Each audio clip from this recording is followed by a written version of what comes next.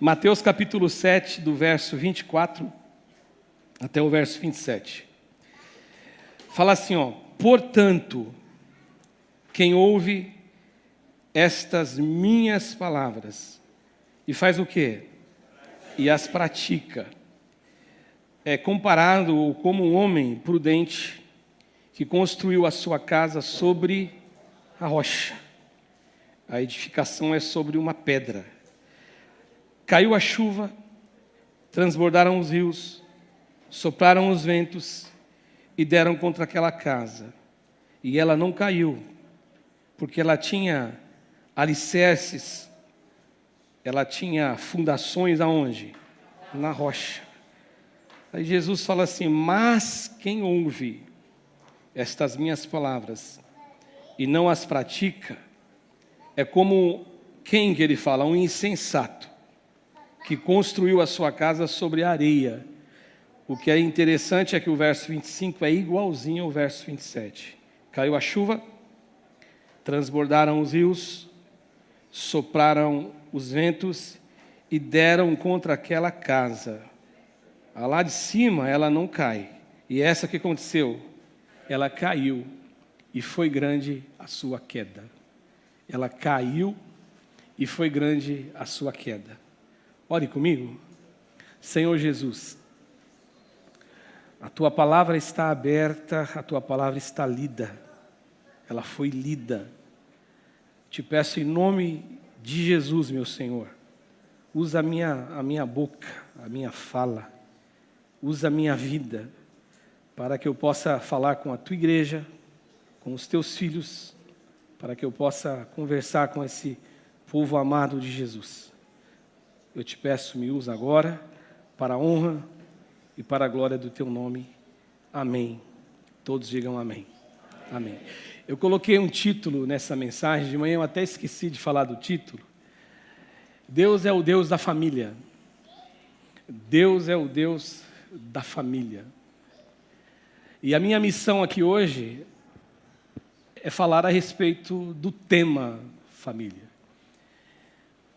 E toda vez que eu tenho que falar sobre o tema família, e olha que já se foram tantas conversas em torno da Bíblia para falar a respeito da família, porque o projeto de vida é um projeto que a gente faz na igreja quadrangular aqui da nossa igreja, na nossa comunidade e a nível nacional, é um projeto que acontece há muitos anos atrás.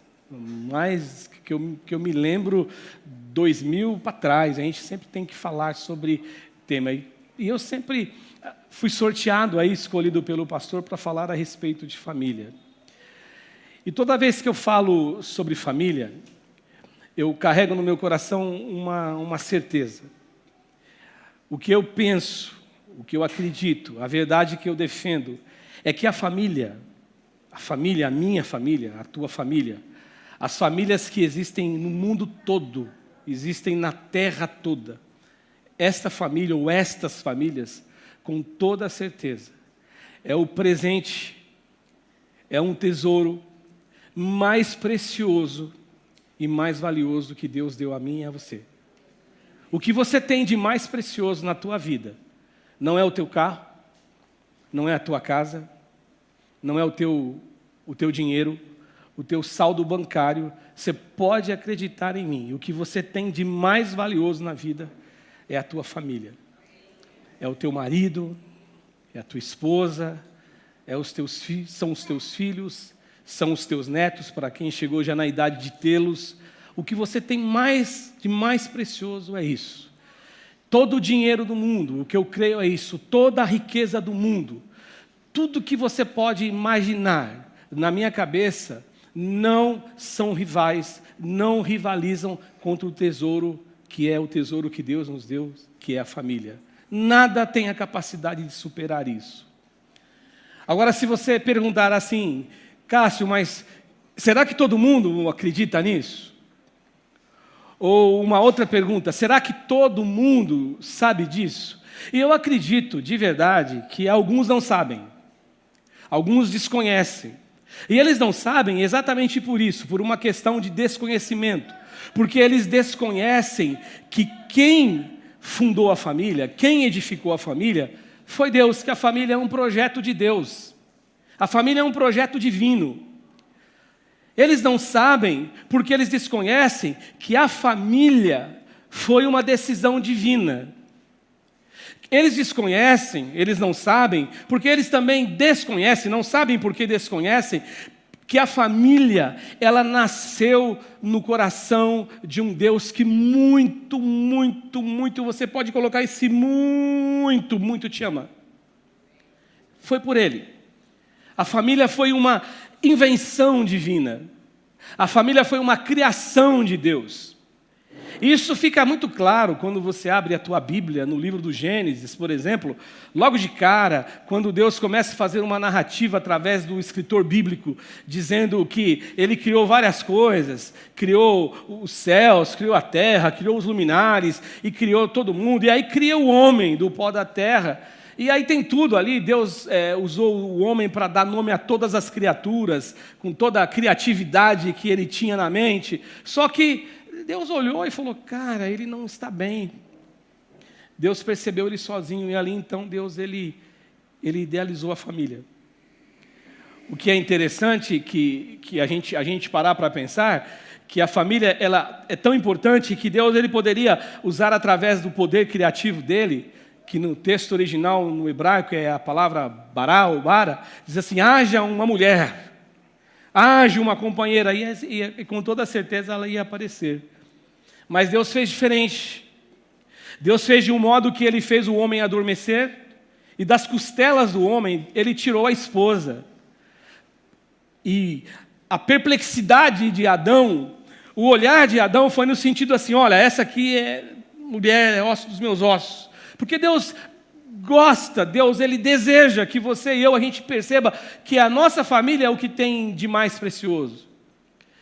A pastora Kátia lembrou de uma fala aqui, depois, eu não sei se foi agora no louvor, desse louvor, ou se foi depois que eu passei a palavra para ela, que é verdade, essa frase eu já ouvi muitas vezes, as pessoas brincando, dizendo assim, a família a gente não escolhe, a família que vai nascer. É verdade, e louvado seja Deus, porque a gente não escolhe a família que a gente vai nascer, mas Deus escolhe.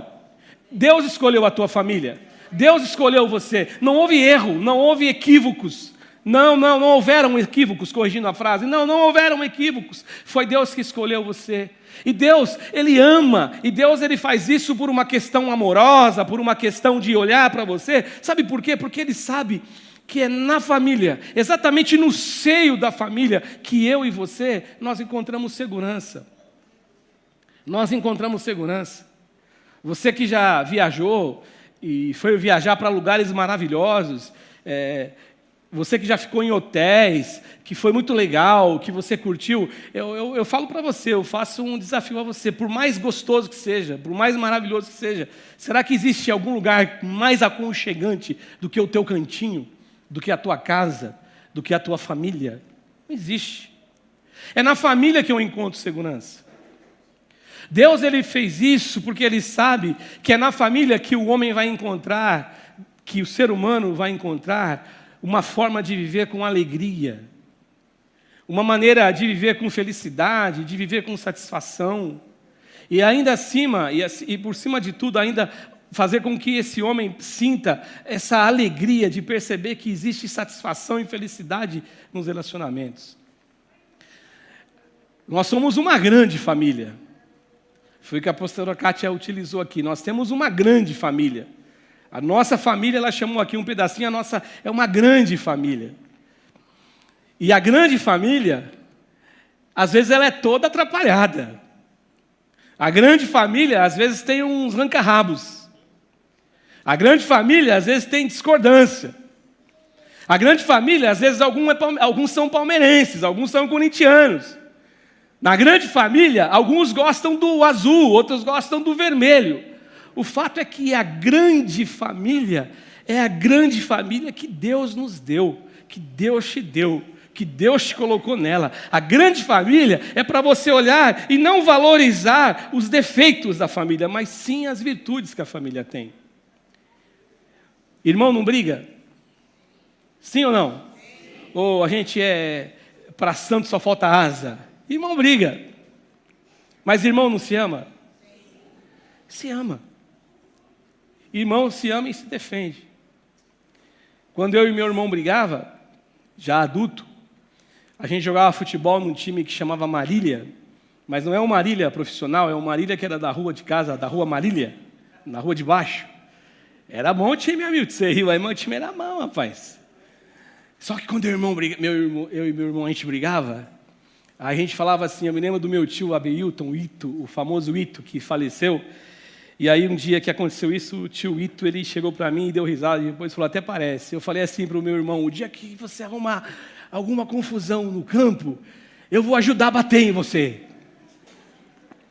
Se bem que dá para bater no Roberto, ele tamanho, com esse tamanho que eu tenho, mas o irmão mais velho acha que pode, né? E aí o meu tio sorriu, porque meu tio falou assim, até parece que se alguém encostar no Roberto, você vai ficar quieto, ou vice-versa. Mas família é um cantinho de segurança, é um cantinho onde você se encontra de verdade, é onde a gente fica mais à vontade. Família é onde você se sente bem. É isso que eu penso, família.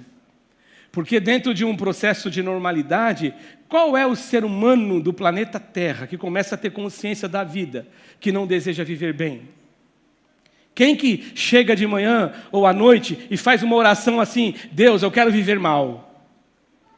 Deus, que tudo errado aconteça comigo nesse dia. Você já viu essa oração? Conhece alguém que ora assim? Se você conhecer, bota a camisa de força nele, que ele não é bom, ele não está legal. Não, todo mundo deseja viver bem. Todo mundo deseja viver numa família estruturada, equilibrada, onde exista amor, onde exista compaixão, onde exista misericórdia, onde exista perdão, mas acima de tudo é o que eu disse, exista a alegria, a satisfação de viver juntos. Quem que não deseja um casamento feliz? Quem que não deseja ter filhos abençoados, filhos bons filhos, filhos que te respeitam, filhos que honram você, filhos que entendem você? Quem que não deseja isso? Quem de nós? Quem não deseja que o cantinho da nossa casa, da nossa família, seja um cantinho, seja um lugar, seja um espaço onde se manifeste tudo que é bom, tudo que é abençoador, para que a gente tenha saúde na nossa emoção? Quem não deseja isso? Quem que não deseja uma família abençoada? Agora, eu estava pensando, quando eu preparava esse sermão, quem não deseja uma família abençoada?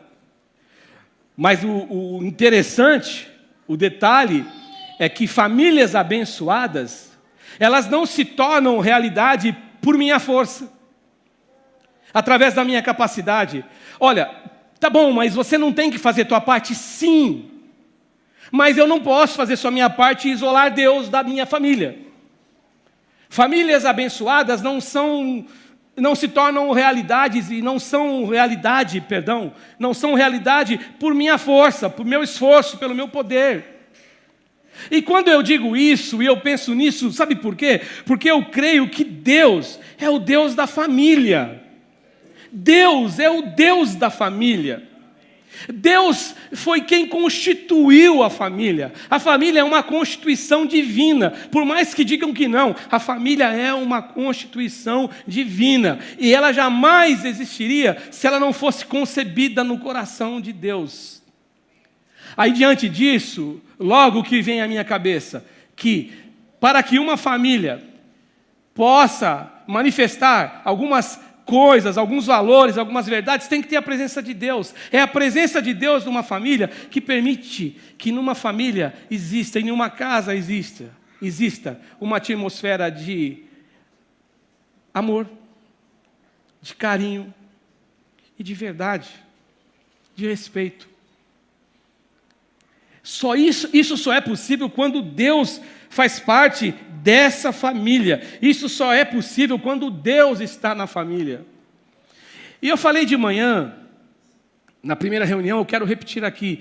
E eu não queria nem que você pensasse que eu supus, que eu estou pensando, que você imagine que eu esteja pensando que quando eu falo tudo isso, eu estou pensando na religião, gente da religião, e gente religiosa. Eu não estou pensando nisso. Eu não penso nisso. Quando eu estou aqui elaborando os pensamentos aqui, a minha mente está aqui, ó, um turbilhão de coisas para falar alguma coisa para você. Eu não estou pensando nisso. Até porque na minha caminhada, na minha existência de vida, eu ouvi e conheci, falo para vocês, eu ouvi histórias e conheci histórias de muitas famílias que se quebraram, de muitas famílias que foram destruídas. Isso, mesmo diante da realidade de que essas pessoas, esses membros dessas famílias, mesmo diante da realidade dessas pessoas terem frequentado ou frequentarem uma comunidade religiosa, outro grupo religioso que você pode escolher. Por que alguém chega ao ponto de falar, não tem mais jeito, a aliança quebrou? Por quê? Jesus está dizendo aqui nesse texto. Jesus está sendo muito taxativo. Jesus não está enganando ninguém. Aliás, a Bíblia não engana ninguém. A palavra não engana ninguém. A palavra é clara, a palavra fala de tudo. E quando ela trata de família, nesse caso, muito embora esse texto não nos pareça estar falando sobre família, como eu dizia no primeiro culto, o que eu entendo? Eu entendo ao ler esse texto que ele não só fala de família, ele fala de tudo, ele vale para tudo. Porque edificar qualquer coisa na tua vida, se for edificado sobre areia, o destino é queda. E quando eu digo também Deus no meio da família, quando eu penso, quando eu concebo essa ideia de Deus dentro da família, o que eu penso, gente, é numa casa, ou em uma casa, onde existe por parte daquelas pessoas que vivem ali debaixo daquele teto, a permissão por parte deles de que Deus seja o Deus da família, de que Deus seja quem Ele é. O Deus da família, o Deus da casa, é Deus, o Deus que deseja nos abençoar, é isso que eu penso. E aí eu queria compartilhar com vocês uma lição que, no fundo, ela já está sendo dita por mim desde o começo, mas é isso que eu creio. Ó. Uma família, ela só se sustenta alicerçada na palavra de Deus e em Deus. Uma família, ela só se sustenta alicerçada na palavra de Deus e em Deus.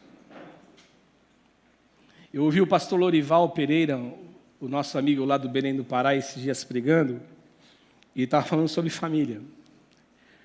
Não era o sermão de família, mas no meio ele falou sobre casamento, sobre relacionamentos, que o pastor Ivaldo vai falar semana que vem. Ele disse uma coisa que eu falei, cara, é verdade o que o pastor falou. Ele disse assim, ó, que quando uma mulher, num consultório pastoral, numa clínica pastoral, melhor dizendo, um casal conversando com um pastor ou pastores, e uma mulher chega à decisão de falar, eu não quero mais, é porque o cara já deixou muita água correr por baixo da ponte. Porque tem maridos que deixam o negócio vai correndo. A mulher cobra algumas coisas e ele não quer fazer nada. Ele não aceita fazer nada. Ou seja, o que é isso, Cássio? Você agora vai defender as mulheres? Eu defendo sempre as mulheres, para falar a verdade. O Jesus, ele sempre está do lado dos mais fracos. Agora piorou, você está dizendo que as mulheres é fraca. Não, eu estou dizendo que a sociedade trata as mulheres assim. E se você for ver, Jesus, ele sempre é a favor dos pobres, Jesus é a favor das mulheres. O que eu estou dizendo é que pode acontecer isso sim. Eu acho que para uma mulher que ama a sua casa e ama a sua família chegar a esse ponto, é porque muita água rolou embaixo da ponte. E essa água que rolou embaixo da ponte é o fato de o ser humano, o homem da família, que teria que ser o sacerdote da família, esse cara não cuidou, esse cara não edificou sobre a areia, sobre a rocha. Ele edificou sobre quê?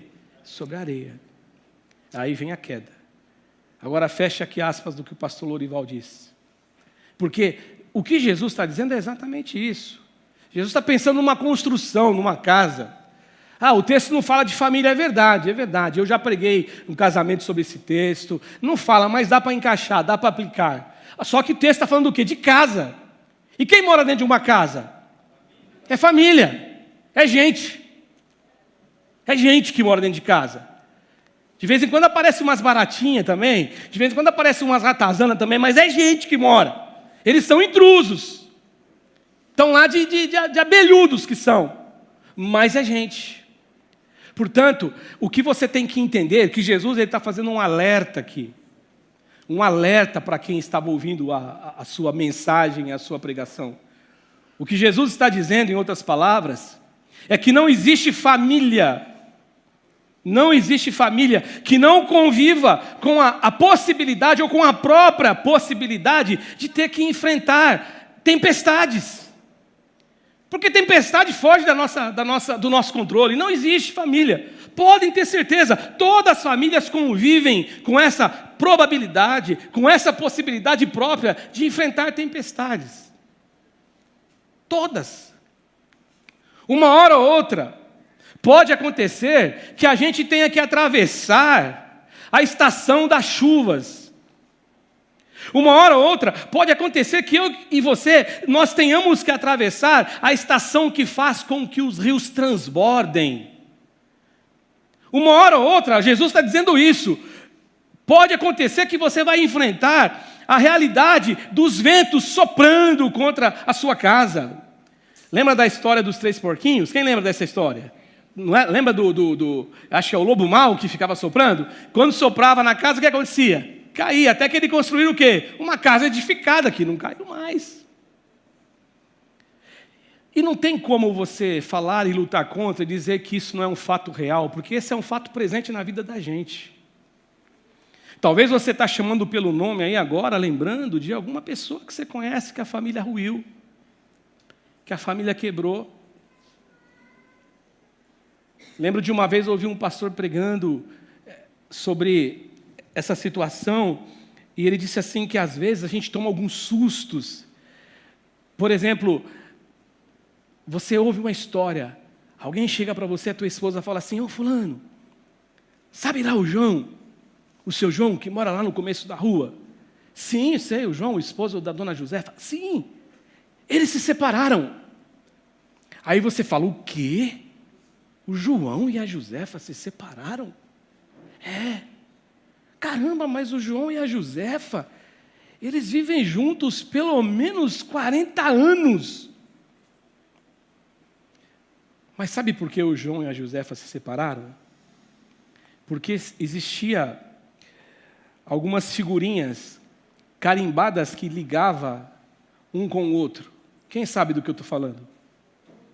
Começa com fi e termina com lhos. Quem sabe? Quem se arrisca? Dou-lhe uma, dou-lhe duas, dou-lhe 3. Filhos. Só que os filhos, eles seguem a vida deles. Filhos se casam. Filhos constituem família.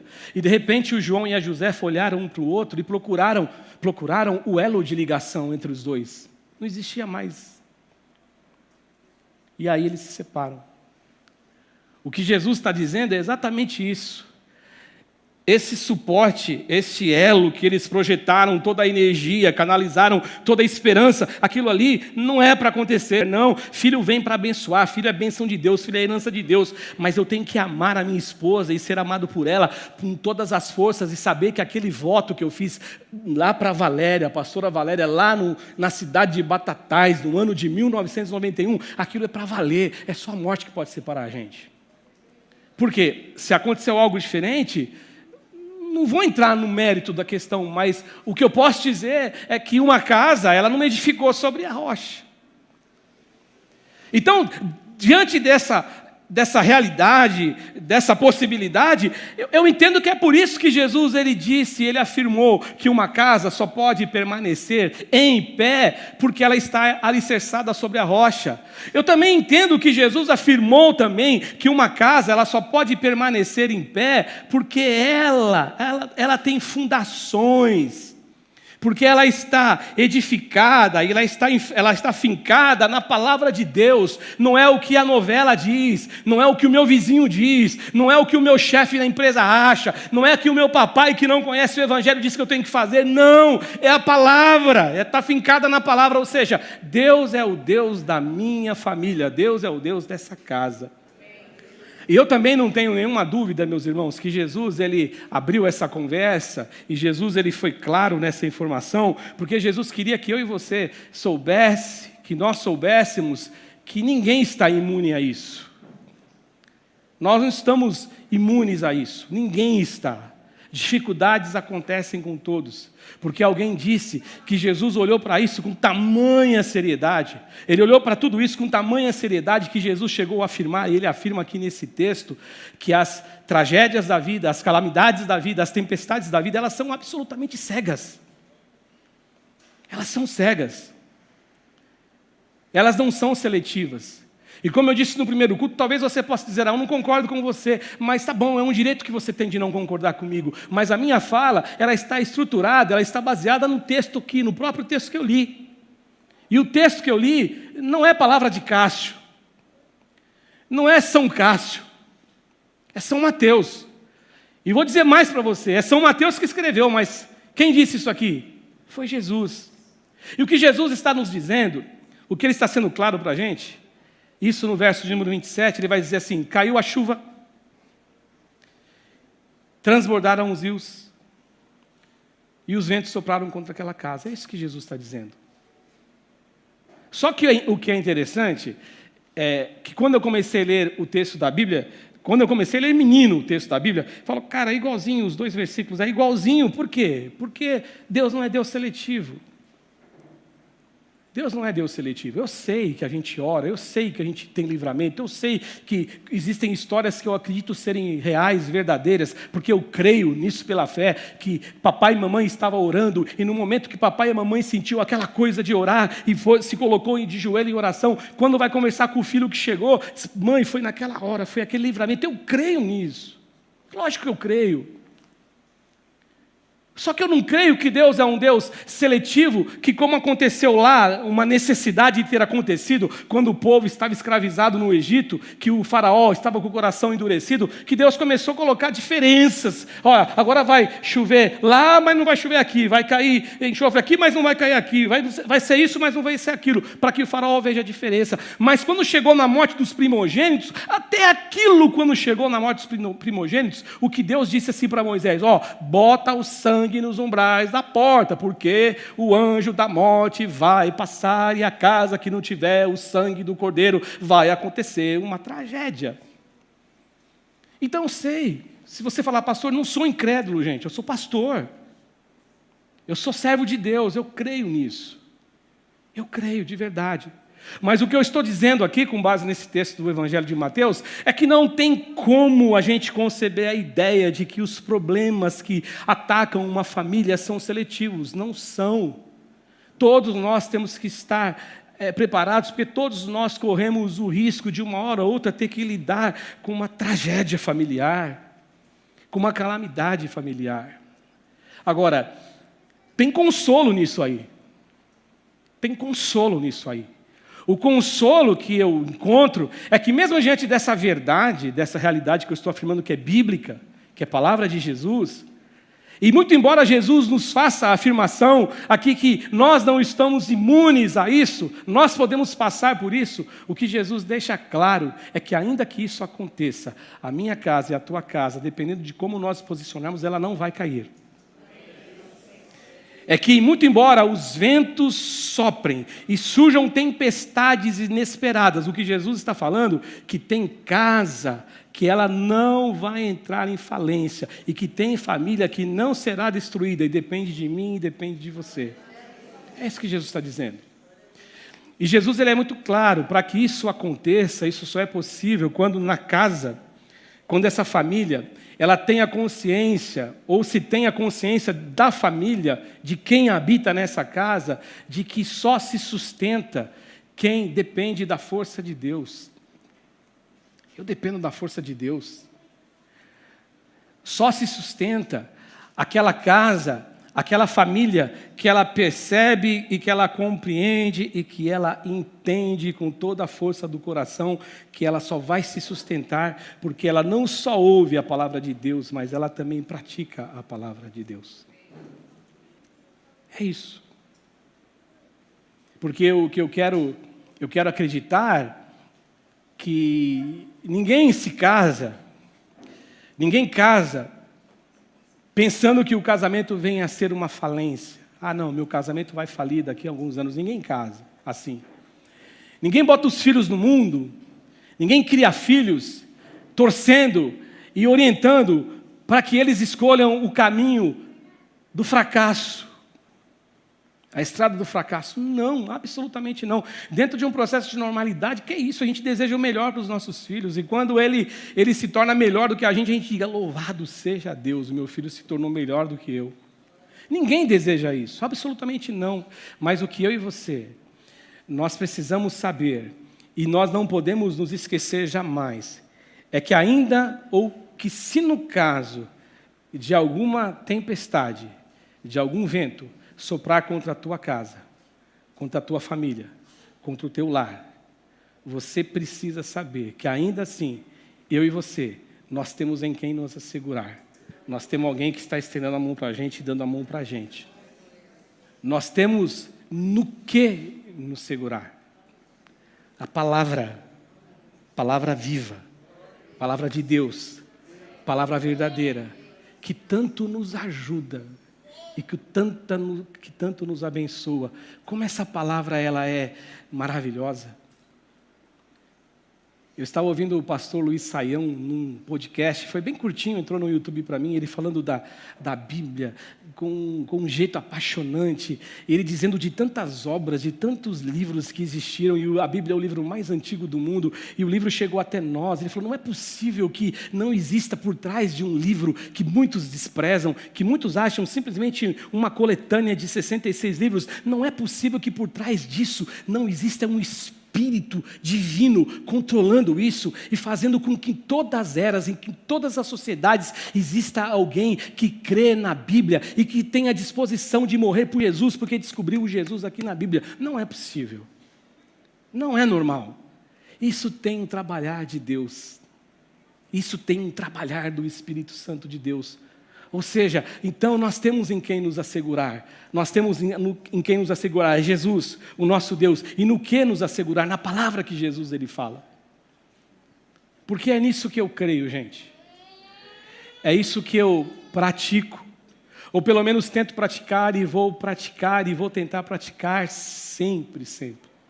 Sabe por quê? Porque alguém também um dia disse que aquele que constrói a sua casa,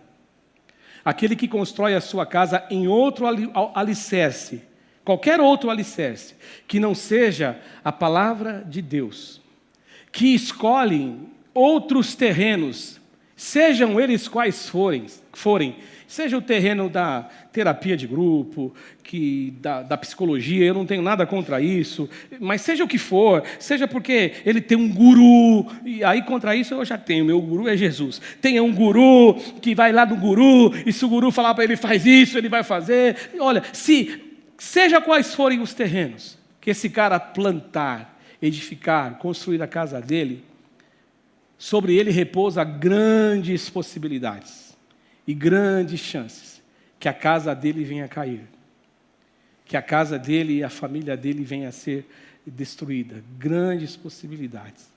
Você pode ter certeza disso. A minha oração é que que a gente possa aprender a amar, respeitar e edificar a nossa família em Deus, na palavra de Deus. Que a gente não se esqueça disso jamais, jamais. A minha oração é que eu e você, a gente não seja como meninos levados por todo o vento de doutrina, que nem diz Paulo quando ele escreve a carta dele à igreja aos Efésios, que a gente não acredite em todo o vento de doutrina, que a gente não fique acreditando em tudo o que se diz, não, mas pelo contrário, a minha oração é que a gente possa aprender a compreender a realidade que a gente vive E eu já falei isso muitas vezes aqui, viver dói, viver machuca, viver faz a gente sofrer, viver não é fácil. Com Jesus a gente sofre, com Jesus a gente chora, mas a gente tem uma esperança, mas não é fácil. Jesus nunca disse que é fácil, ninguém falou que é fácil. Ou você acha que é fácil você chegar no dia 1º? E eu sempre digo isso, não é exclusividade só da gente. Não é uma coisa exclusiva nossa, acontece com todo mundo. Você acha que é fácil no dia 1º de janeiro você estar no cemitério sepultando teu marido? Será que é fácil isso? Será que é fácil você subir num helicóptero achando que você vai para um lugar, que você vai curtir, e de repente você não curte nada, e a família que fica, será que é fácil? Não é fácil. Eu não estou dizendo para você que você tem que ficar pensando em coisa ruim, porque também, se você ficar pensando em coisa ruim, eu vou dizer para você, sai de perto de mim. Não gosto de gente negativa. Não, mas o que eu quero é que você seja honesto com você. Que você seja sensível com você. E que você saiba que você tem que se preparar, sim, para a estação das chuvas. Que você tem que se preparar, sim, para a estação dos rios que transbordam. Que você tem que se preparar, sim, para o vento que sopra contra a tua casa.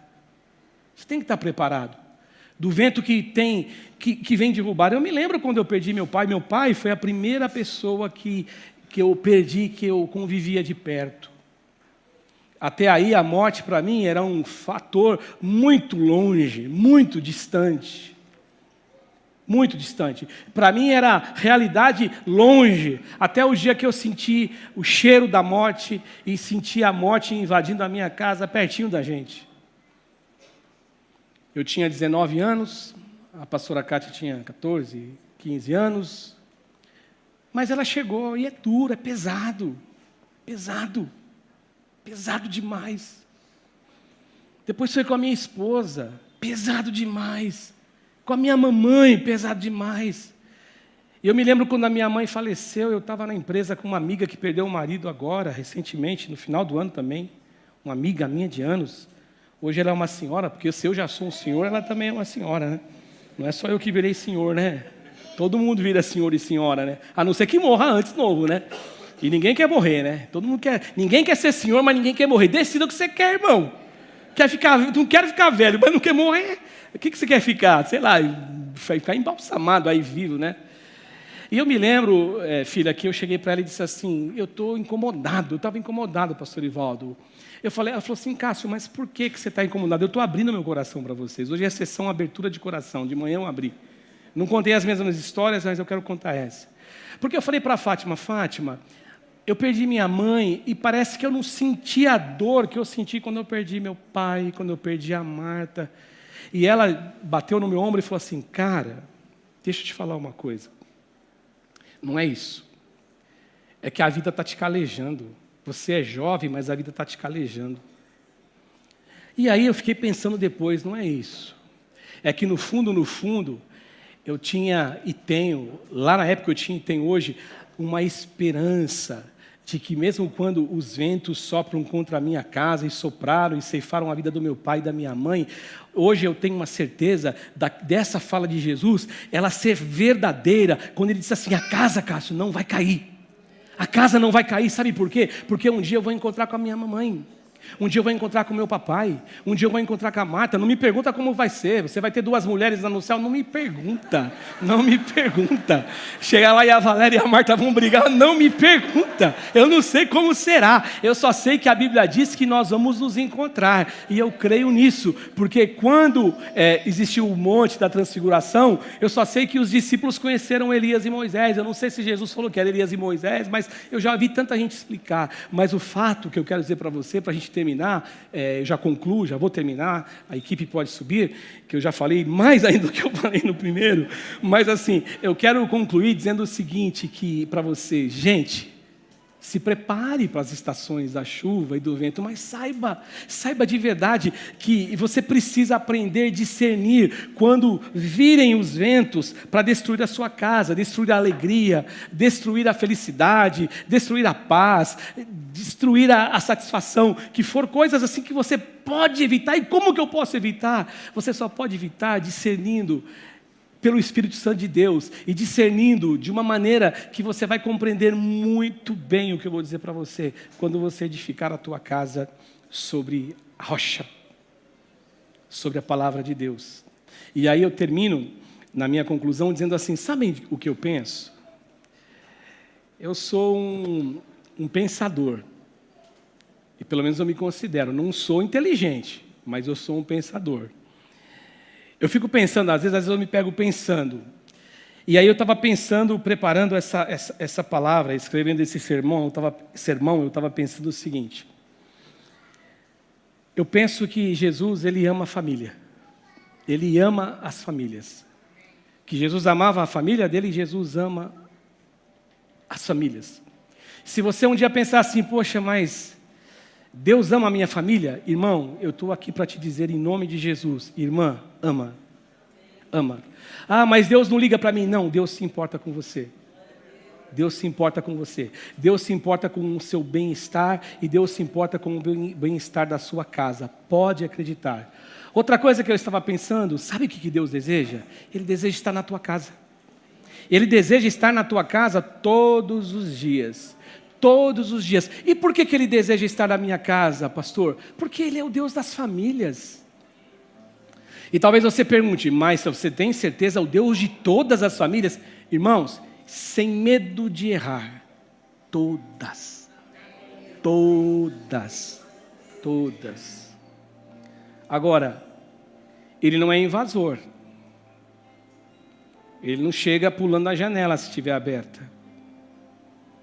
Lá na carta do Apocalipse, que é um texto que a gente cita muito, 3:20, quando a Bíblia fala sobre a igreja de Laodiceia, aquela igreja tão rica, tão abastada, muito dinheiro, com muita gente importante.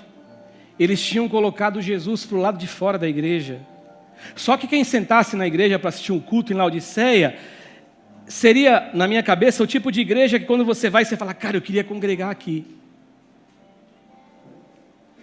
Porque às vezes você passa em algumas igrejas e fala, cara, eu queria congregar aqui, olha que igreja legal, te chama a atenção. Só que a Bíblia fala que Jesus, Ele estava para o lado de fora. Aí Ele falou assim para a igreja de Laodiceia, Laodiceia, eis que estou à porta e bato. Jesus estava assim, ó, Laodiceia, deixa eu entrar. Mas a igreja não era rica? Era. Jesus estava do lado de fora. Ei, deixa eu entrar. Se você abrir a porta, eu entro. Família é a mesma coisa. Se a gente abrir a porta, Ele entra. Ele não é invasor. Mas peça para Deus entrar na tua casa. Sabe por quê? Porque Deus deseja que a sua família seja o berço da alegria, da amizade, da camaradagem, sabe, de gestos amorosos, de fé, que Ele deseja desenvolver em todos nós, na nossa casa. Ele deseja disso. Ele deseja isso, perdão. E por último, agora eu prometo que é por último. Não desista de orar pela sua família jamais. Ah, meu pai é um bebum, pastor. Não desista de orar pelo seu papai. Ah, a minha mãe é uma perdidinha, pastor. Não desista de orar pela tua mamãe. Não desista jamais, pai, de orar pelos seus filhos. Mãe, de orar pelos seus filhos. De orar pelo teu esposo, pela tua esposa, ou no caso, o marido. Não desista. Sabe por quê? Porque Deus deseja que você construa bases, construa alicerces fundamentados nele, na palavra dele, E agora eu termino com uma ilustração, com uma história que eu ouvi, não sei nem se é ilustração, mas eu ouvi essa história e me disseram que ela é verídica, então eu acreditei. Eu vou repassar para vocês. Uma irmã do grupo de oração do grupo de mulheres da igreja, convidou a vizinha para vir à igreja. Ela não era crente, essa vizinha, não era cristã. E ela foi. E ela participou da primeira reunião, gostou, gostei. Foi a segunda, foi a terceira, foi a quarta, e ela gostou da igreja, ela acabou ficando lá. E aí um dia, quem estava liderando disse assim na dinâmica: eu quero que cada um de vocês falem quem é o teu marido. E aí todo mundo começou a dizer, as meninas que estavam ali, as irmãs: olha, meu marido ele é o pastor da igreja, meu marido é uma bênção, meu marido é um homem de Deus. Ah, meu outro é diácono na igreja, é obreiro, o outro toca na igreja. Quando chegou a vez dessa irmã, que era nova na igreja, ela falou assim: o meu marido ele é uma bênção, meu marido ele é maravilhoso, meu marido é um bom homem, meu marido é carinhoso, meu marido ele me trata... E quando ela começou a falar, a vizinha que trouxe ela, olhou assim para ela assim, ó: o que essa mulher está falando? Tá bom, não falou nada, não contra-atacou. Quando acabou a reunião, as duas indo embora, que elas eram vizinhas, ela falou assim: por que você mentiu? Por que você mentiu a respeito do teu marido? Ela: mas eu não menti. Você mentiu sim. Teu marido ele bebe. Teu marido ele já te agrediu. Teu marido ele não trabalha. Teu marido é isso, teu marido é aquilo. E aquela mulher, nova no evangelho, levada por essa mais antiga, disse assim para ela: é assim que você vê meu marido, mas eu não vejo meu marido assim. Eu vejo meu marido do jeito que eu o descrevi, um homem de Deus, uma pessoa importante para o Senhor, que faz a obra do Senhor. E diz a história que isso se concretizou, porque tudo que nós pronunciamos com a palavra focada em Deus acontece. Jamais deixe de orar pela tua família. Beijo no teu coração. Deus abençoe a todos.